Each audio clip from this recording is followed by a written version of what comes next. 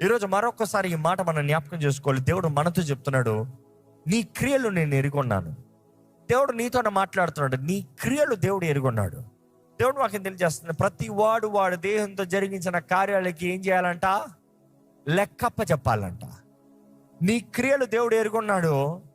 దేవుని దగ్గర నువ్వు వచ్చి లెక్కప్ప చెప్పాలంట. ఏం చేసావు? నీ బ్రతుకుతో ఏం చేసావు?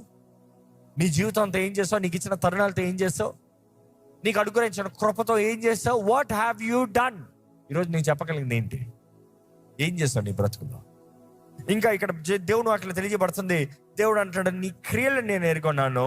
ఈ ఫిలదెల్ఫియా సంఘంతో చెప్తున్నాడు, ఇదిగో నీ ముందు నేను తెరవబడిన తలుపుని పెట్టాను. నేను ఓపెన్ డోర్, నీ ముందు ఒక తలుపుని తెరిచాను.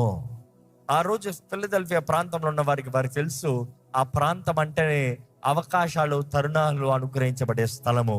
దేవుడు అంటాడు, ఇదిగో నేను ఇస్తున్నాను అవకాశాలు, తరుణాలు. నేను ఇస్తున్నాను అవకాశాలు, తరుణాలు. ఏ ఒక్కడు మూయలేడు. అదే సమయంలో తలుపు తెరుస్తాం. ప్రతిసారి మనం చూస్తున్నాం అవకాశాలు, తరుణాలు. ఆయన సువార్తను ప్రకటిస్తానికి తరుణాలు, ఆయన రక్షణ వార్తను తెలియజేస్తానికి తరుణాలు, ఆయన ప్రేమను చూపిస్తానికి తరుణాలు. అదే రీతిగా మర్మముల్ని తెలియజేస్తానికి, రహస్య మర్మముల్ని తెలియజేస్తానికి తలుపు తెరుస్తాం. ఈరోజు మనం జ్ఞాపకం చేసుకోవాలండి, దేవుడు మన అందరి జీవితంలో తలుపు తెరుస్తున్నాడు. తలుపులో నడవలసిన బాధ్యత నీదే. తలుపులో అడుగు తీసి వెళ్ళవలసిన బాధ్యత నీదే.